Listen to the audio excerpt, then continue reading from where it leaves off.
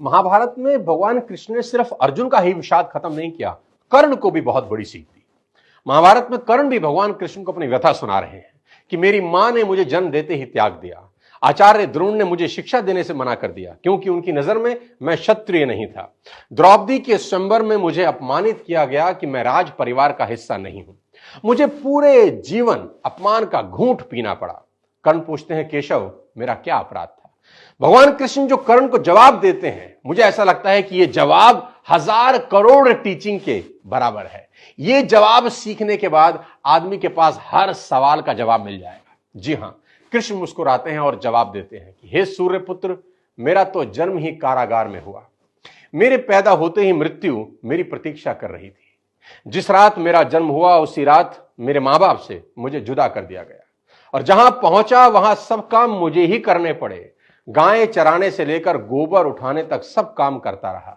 सिर्फ 2 दिन का था, मेरे ऊपर राक्षसों ने हमला कर दिया, मुझे बारंबार जान से मारने की कोशिश की गई। मेरा अपना सगा मामा मेरी जान का दुश्मन था। मेरे जीवन की चुनौतियां कहां कम थी, अन्याय जीवन भर मेरे साथ भी होता रहा।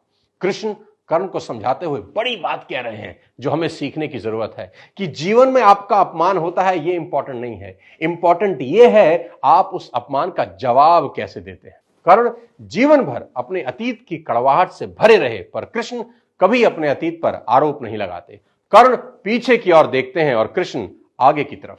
कुदरत ने दोनों के साथ अन्याय किया, पर कर्ण यह अन्याय कभी भूल नहीं पाए और कृष्ण को यह अन्याय कभी याद नहीं आया। एक ने अपने आप को क्रोध के विष से भर लिया और हीन भावना से भर लिया, और दूसरे ने स्वीकृति के अमृत से। दोनों में अगर कोई अंतर था तो वो एक्सेप्टेंस का था। कृष्ण ने हंसकर अपनी नियति स्वीकार कर ली और कर्ण कभी अपनी नियति स्वीकार नहीं कर सके, और परिणाम में कर्ण अधर्म के पक्ष में लड़ते हुए अकाल मृत्यु को प्राप्त हुए। परिस्थितियों का चक्र चलता रहेगा। कई बार लगता है कि भाग्य ने धोखा दे दिया। ये चुनाव हम पर है कि हम कर्ण की तरह रोएं या कृष्ण की तरह जीवन को उत्सव में बदल दें। जीवन में रोने के लिए नहीं, हंसने के कारण ढूंढने हैं, क्योंकि जीवन तो भगवान का भी कहां सरल था। जीवन है तो समस्या होगी ही, समस्या है तो हल भी होगा।